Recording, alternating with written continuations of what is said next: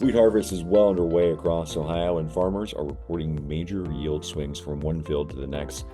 Dr. Laura Lindsey with The Ohio State University joins me right now to explain what researchers are learning and how much of this year's yield variability may be tied to freeze injury. Laura, thanks for joining me this morning.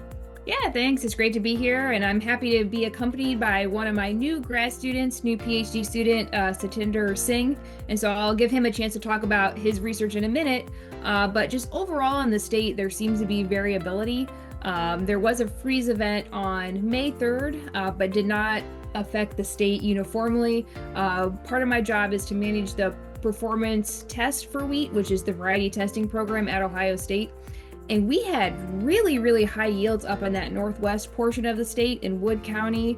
Our max yield was 125 bushels per acre, and our average yield across varieties was 107 bushels per acre. So very, very high yields there. Our other locations had high yields as well, but as you move further in the south, I've heard reports of lower wheat yields or even maybe pockets of the field with lower yields. And that's mostly in the southern part of the state where the wheat was further along on May 3rd when that freeze event occurred. Talk to us about what you're seeing in the southern parts of the state. How deeply impacted were they by that freeze in early May? So our further south location for our variety testing program is Pickaway County. And yields there were actually pretty darn good, not as high as Northwest Ohio, but we averaged 95 bushels per acre, but there was some variability. We did have some varieties that yielded lower. And so Satinder, a part of his PhD, is to kind of look at maybe some of those relationships. So I'll let him talk about a little bit what he found. So yes, I'll be working on different planting dates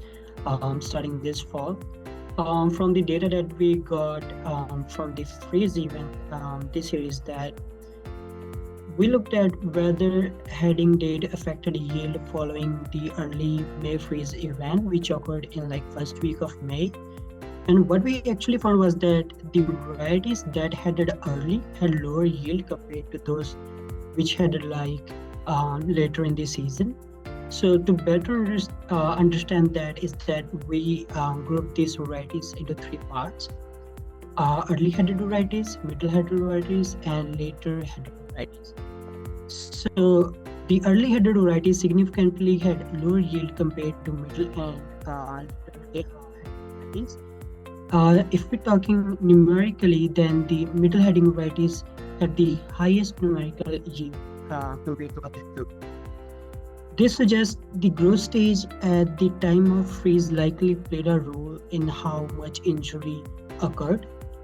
And I think heading date wasn't the whole story, but it does explain at some of the yield differences growers are seeing. What about in other parts of the state, Laura? Obviously Pickaway County, South Central Ohio, but as we can move further north, are you seeing similar patterns? Not as much. We haven't analyzed that data yet. Satinder is still working on that. In northern parts of the state, I've heard less issues, more isolated pockets versus maybe whole fields that were affected with lower yields. In the southern part, south of where we're at, even in Pickaway County, I was hearing sometimes 20 bushels per acre, which is extremely low. Up in the northern part, I think there were isolated pockets.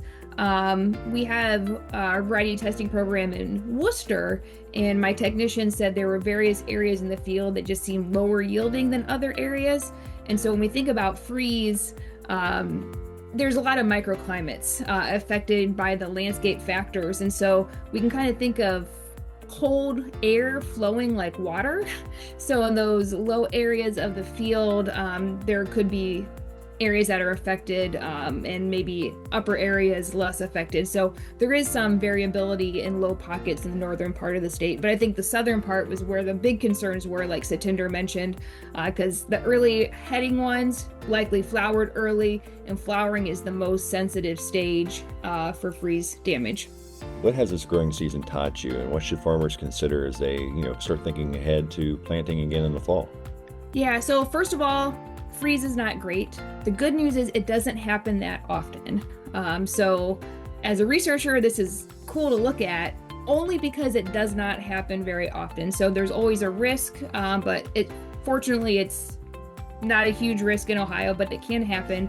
Looking into the fall, you can't control the weather, but you can control your management practices to some extent in terms of planting date, variety selection, relative maturity choices. And so with our work and what Satinder will continue to do for his PhD is looking at wheat planting dates.